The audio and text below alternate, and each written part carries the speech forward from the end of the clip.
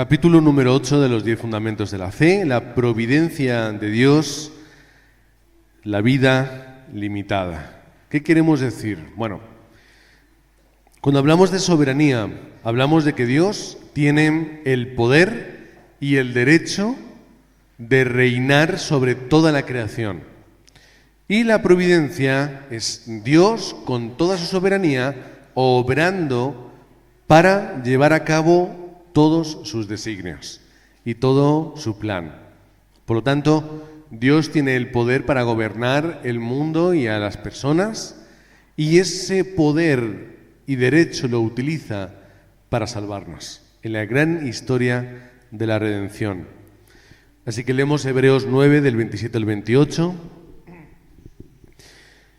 Y de la forma que está establecido para los hombres que mueran una sola vez, y después de esto el juicio, así también Cristo fue ofrecido una sola vez para llevar los pecados de muchos, y aparecerá por segunda vez sin relación con el pecado para salvar a los que le esperan.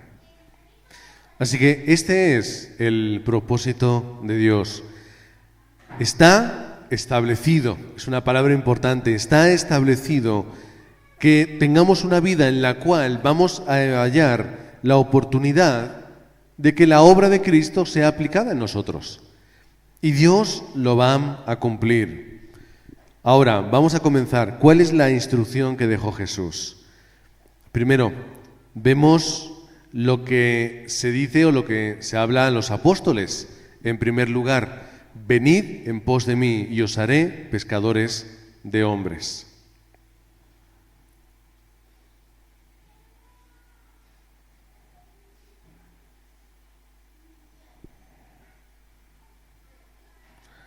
Un segundo, sí. Bien, vemos que Dios instituye a esas personas, venid en pos de mí y os voy a hacer pescadores de hombres. Vemos otra vez, por otro lado, como Mateo 10, 40-42 les dice, al que a vosotros recibe, a mí me recibe. Mateo 16, tú eres el Cristo, el Hijo del Dios viviente, y por lo tanto habla de Simón, esa roca, y la iglesia donde Dios coloca todo poder y toda autoridad en este mundo para hacer la evangelización de Él. Vemos también cuáles son las instrucciones de Jesús. Ir y hacer discípulos a todas las naciones. Hechos 1:8. ¿Cuál es la llave de todo?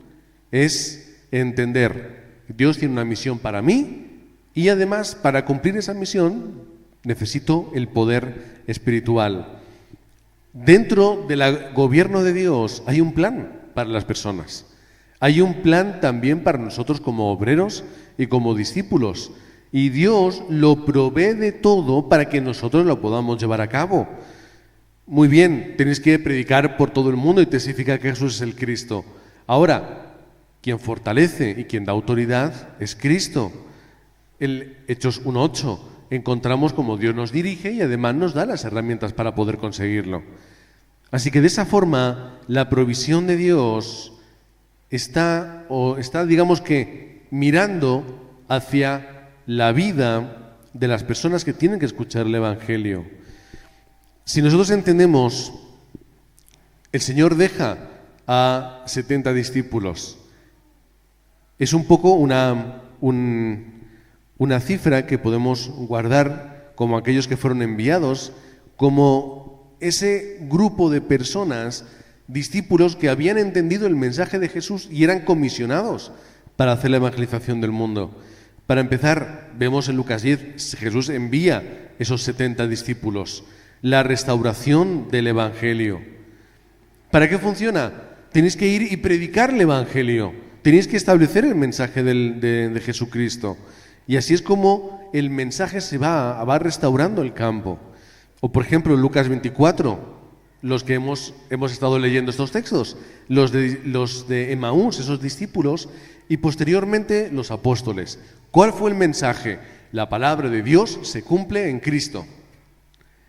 Ese fue el mensaje. Hechos capítulo 6, del 1 al 7.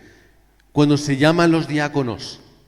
¿Para qué? Para el servicio y para levantar la iglesia. Los diáconos no eran los piltrafas que tenían que hacer el trabajo sucio, no. ¿Cuáles eran los requisitos? Personas sabias, de vidas ordenadas y llenos del Espíritu Santo, para poder levantar la iglesia.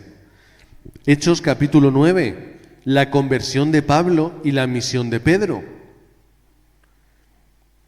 Lo tenemos ahí en ese capítulo y más adelante, en el capítulo 10 también lo podemos ver. Restaurar los discípulos. Primero, se levantan los discípulos como Pedro, y los discípulos que ya hay como Pedro, hay que seguir trabajando con ellos y restaurarlos. Por ejemplo, el capítulo 10, forzando a Pedro a comprender el evangelismo hacia los gentiles. O Hechos capítulo 9, la iglesia de Antioquía, la iglesia que restaura la misión. Porque no se entendía la misión hacia los gentiles. Y Dios levanta una iglesia representativa que hace la evangelización del mundo. O Hechos capítulo 12, del 1 al 25, la oración en casa de María. Restauración de la oración. Problemas, Pedro en la cárcel, ya conocéis el contexto, toda la iglesia unida, restaurando la oración que tiene una respuesta en el campo, tiene un impacto en el campo. Así que todo esto está guiado por el Señor para alcanzar un plan que es mayor. Todo esto está orquestado, planeado y está siendo ejecutado gracias al plan y a la obra de Dios. En tercer lugar, ¿qué es lo que tenemos que darnos cuenta dentro de ese primer gran punto? Yo. ¿Quién soy yo? Una persona que Dios me ha llamado a mí, que estaba en otro tiempo perdido en el pecado. Dios me ha llamado a mí, llamado. No ha dado la casualidad que yo he respondido y el Señor ha dicho, bueno, pues venga, cuento con este, que es el que ha querido. No, he sido llamado. Me ha tomado de estar perdido para que yo pueda estar en Cristo. Me conoce a mí mis debilidades. Que no se le escapa a Dios esto. Dios me llama no por mis debilidades y por mis errores, como a veces se canta, ¿no? Dios me ama No, Dios te ama a pesar de tus errores y de tu pecado y de lo que Él no acepta y no aprueba. Pero aún a pesar de esas cosas, como Él me conoce, me llama y me acompaña en todo momento y lugar. Esto es la provisión de Dios. Dios no es un Dios que activa en la pieza primera del dominó y se sienta a ver cómo las piezas van formándose. Dios está atento y actúa constantemente. ¿Y cómo lo hace en la salvación? Dios quiere que todos sean salvos, dice la palabra. Y aquí, cuando nos toque hablar de salvación, la semana que viene, no sé si iremos directamente con esto, hay discusión sobre ese tipo de cosas, pero Dios quiere que la evangelización se lleve a cabo. Y para eso Dios me utiliza a mí y me quiere usar. Dios Todopoderoso podría hacer lo que quisiera y aún así Él ha dicho que me quiere utilizar a mí. Como siempre decimos, no lo entendemos, yo no lo entiendo personalmente hacia mí, pero así es como Dios ha actuado en su previsión y en su providencia. 3. La historia. Dios mueve las circunstancias en la historia para salvar. Otro de los grandes misterios, ¿no? ¿Hasta dónde Dios hace? ¿Hasta dónde Dios actúa? ¿Es un Dios más o menos intervencionista? No lo sabemos. ¿Cuál es el límite? No podemos marcar una línea. Pero vemos que Dios mueve. Y cuando Dios quiso, tocó el corazón de Lutero y comenzó una reforma que ha cambiado el mundo entero. Cuando Dios lo desea. Por lo tanto, nosotros debemos buscar también a esos 70 discípulos, a esas personas que puedan juntamente conmigo hacer la evangelización del mundo. ¿Qué sucede? Que mientras que yo voy buscando ese número que hemos colocado un poco de forma para ejemplificar, mi trabajo cambia, es decir, mi trabajo. mi oficio cambia. ¿O a qué me estoy dedicando yo? Cambia. Porque yo ya no vivo para trabajar y ganar dinero. Yo vivo para cumplir con la providencia de Dios, para cumplir con sus planes y designios y para buscar esos 70 discípulos. Por lo tanto, mi principal labor en el mundo se convierte ¿en qué? En la evangelización. Ese es mi trabajo número 1. Después, yo seré padre, seré trabajador, o seré estudiante, o seré lo que tenga que ser. Pero primero, yo soy un evangelista. Y luego, a lo que yo me dedico es algo complementario. Es algo que es complementario. Como hemos dicho, todo lo que hago sirve o tiene que servir para la evangelización y el lugar en el que estoy es el mejor lugar para hacerlo. ¿Dónde estoy? Ahí es donde tengo que estar haciendo la evangelización. Cuando Dios me quiera mover, ya me moverá. Se habla mucho a veces de Jimmy Carter como un gran cristiano, el que fue presidente de los Estados Unidos. Y él decía y hablaba, y hay registros en los que él decía que su labor como maestro de la escuela dominical de la iglesia era algo primordial. Incluso llegando a decir que él primero era creyente y maestro de la escuela y luego después era presidente de los Estados Unidos de América. Casi nada, ¿verdad? Pero para él eso era lo más importante. Ir a su iglesia y ayudar a la gente a entender a Cristo y a entender la palabra de Dios. Y después seré presidente. Presidente, si él puede hacer eso, si un presidente de Estados Unidos, con todo lo que conlleva, ¿qué yo no voy a poder hacer?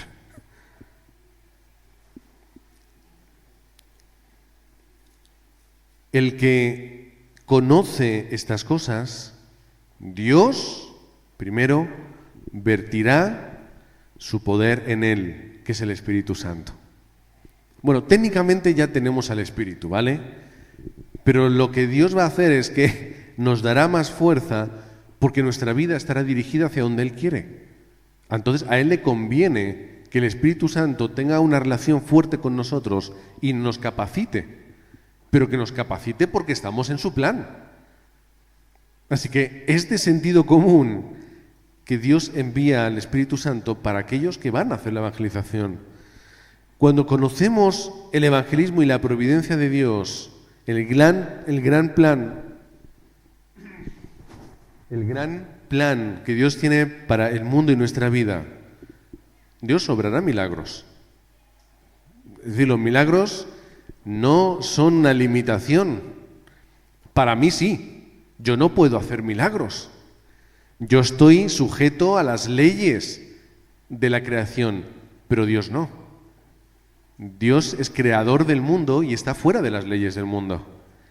Y si Dios quiere obrar milagros, Dios lo va a hacer.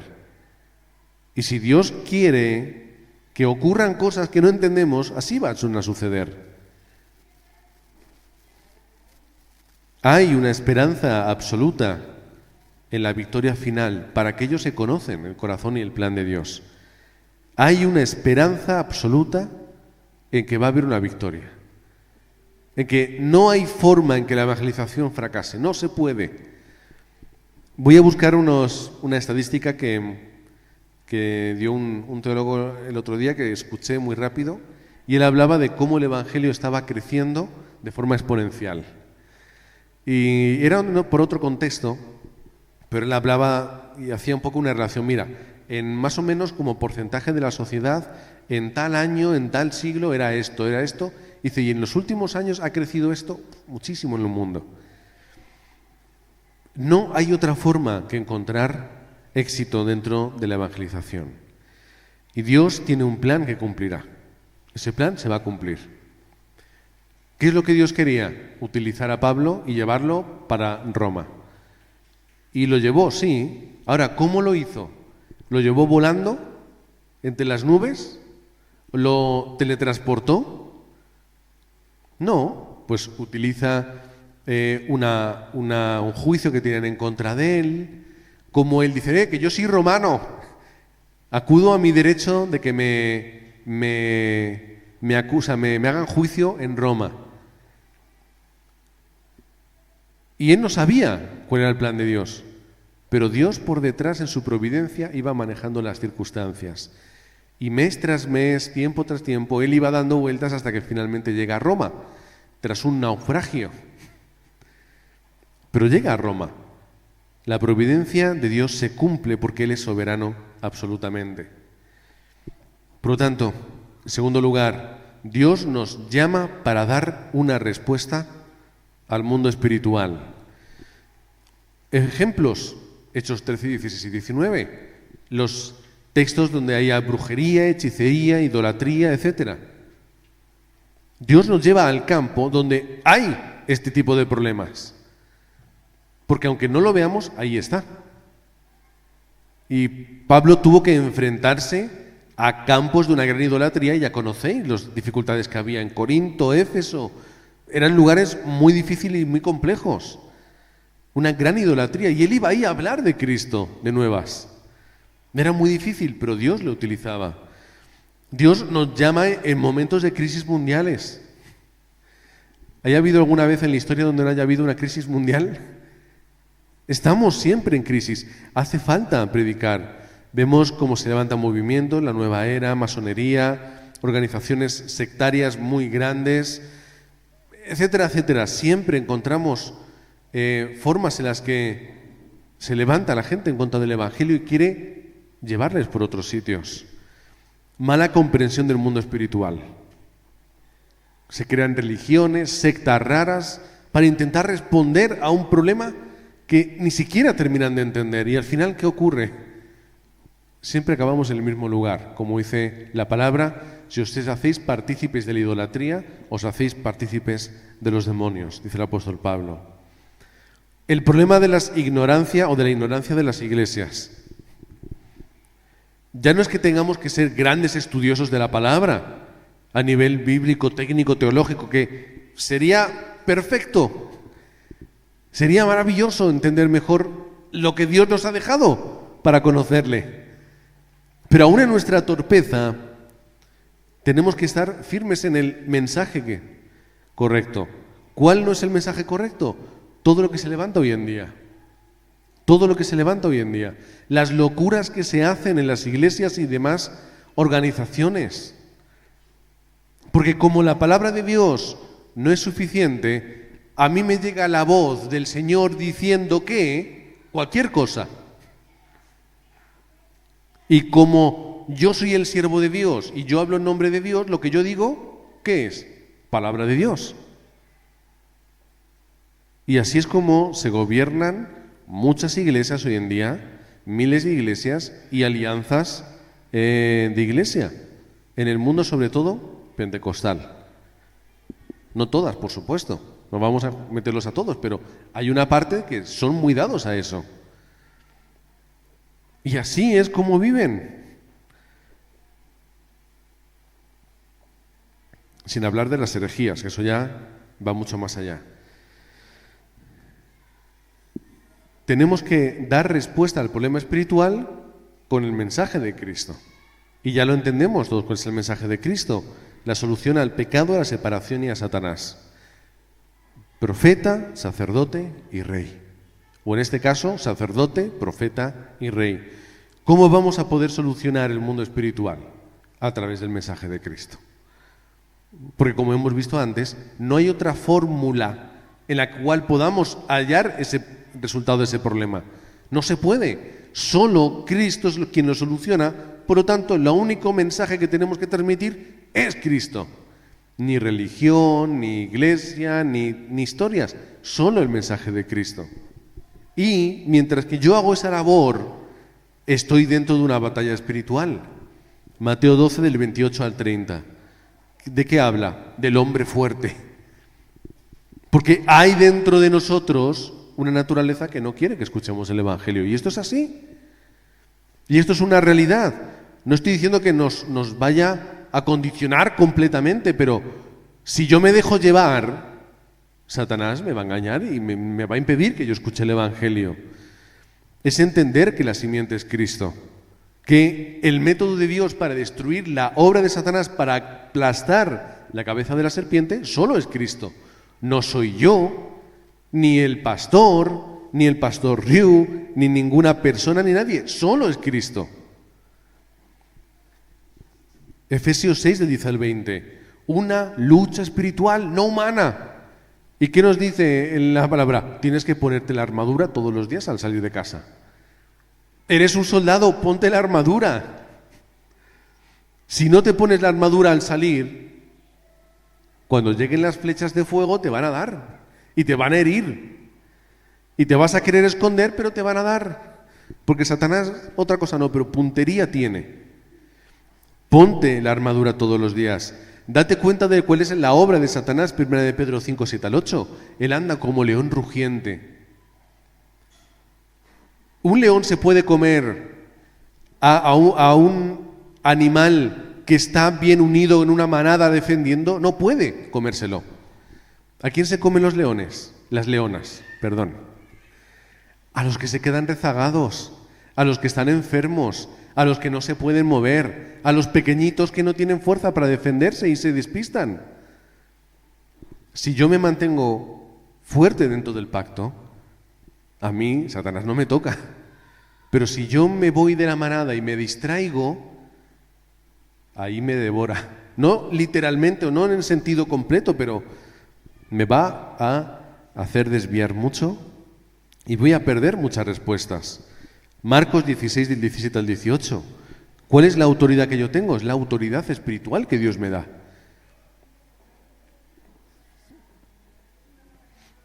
Dios no nos envía a derrocar imperios o a hacernos famosos y ricos o ese tipo de cosas. ¿Qué es lo que Dios nos envía y con qué nos envía? A hacer una batalla espiritual. Punto. Y finalmente Juan 1:12 es disfrutar de que somos hijos de Dios, del Dios único, absoluto, todopoderoso, el Dios de la soberanía y el Dios de la providencia.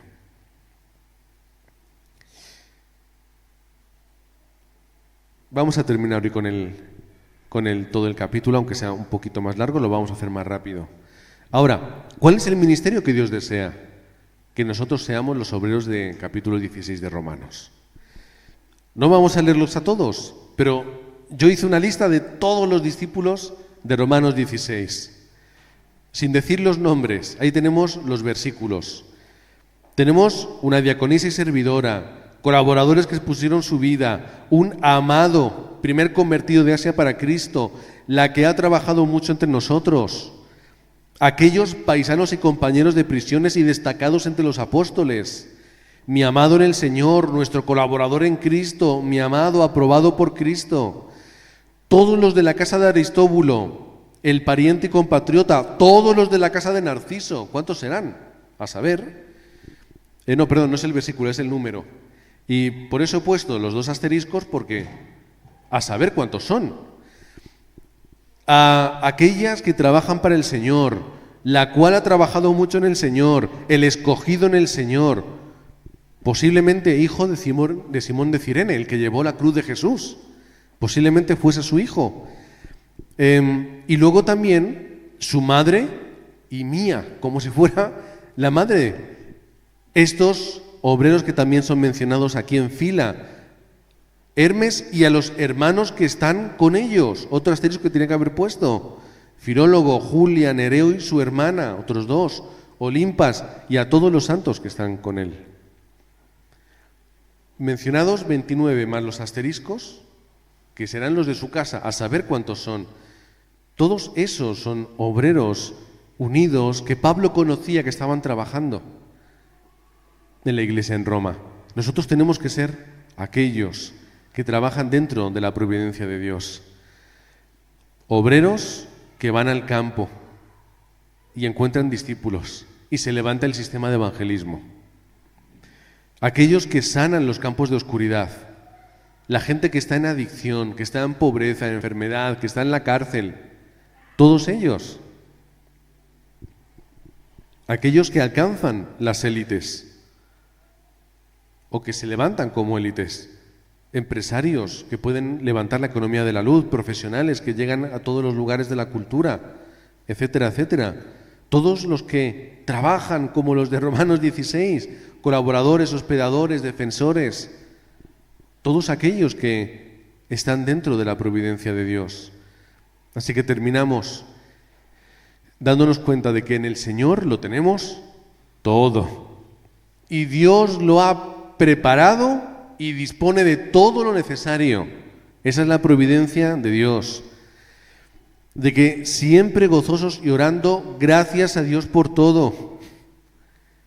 Dice el apóstol Pablo a los tesalonicenses, siempre gozosos, siempre orando, siempre dando gracias. Este es el corazón de los obreros, pensando y actuando conforme el Evangelio. Pienso y actúo como un evangelista. Hebreos 11:38, de los cuales el mundo no era digno, dice la palabra. El mundo no es digno ni de Cristo, ni de los obreros y de los discípulos, pero a Dios le place obrar en ese mundo corrupto y sucio para rescatarlo. Así que podamos estar viviendo en esta providencia de Dios el tiempo que nos queda, el poquito tiempo que nos queda. Hay una vida para nosotros, hay un plan, y llegará a un fin, y se acabó. Y ahí tendrán que continuar los que están arriba y jugando. Ellos tendrán que continuar, pero mientras que yo esté en esta tierra, viviendo en esta vida, alrededor de muchos problemas y dificultades, que yo entienda que Dios ha provisto un plan y su soberanía lo va a hacer cumplir. Es decir, va a proveer de lo necesario para que yo pueda cumplir con eso que tiene para mí. La cuestión es la de siempre. ¿Quiero formar parte de ese plan o no quiero formar parte de ese plan? Es la pregunta que nos tenemos que hacer. El plan es seguro y las herramientas Dios las dispone, pero yo quiero, me apetece, lo considero así, pues las preguntas que tenemos que resolvernos entre nosotros. Vamos a orar. Padre, gracias porque hay un plan perfecto en nuestra vida y ese plan perfecto reposa y descansa en esa providencia y en tu soberanía.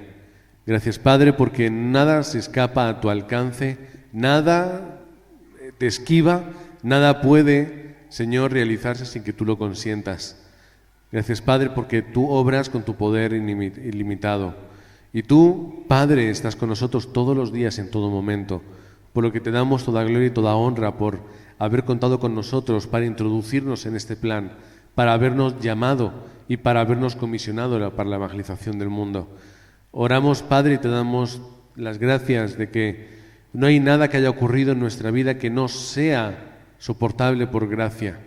Padre, gracias porque incluso nuestros mayores errores y equivocaciones, tú, Padre, restauras nuestro corazón y nos perdonas. Gracias, Padre, porque todo lo que vayamos a hacer en nuestra vida, aunque sea en torpeza, si lo hacemos dentro de tu plan, tú lo vas a tornar para bien. Padre, gracias porque no hay nada que pueda impedir que este Evangelio siga recorriendo el mundo. Por lo tanto, te pedimos, Padre, cuenta con nosotros. Heme aquí estamos, dispuestos y disponibles para ser usados por ti. Oramos en el nombre del Señor Jesucristo. Amén.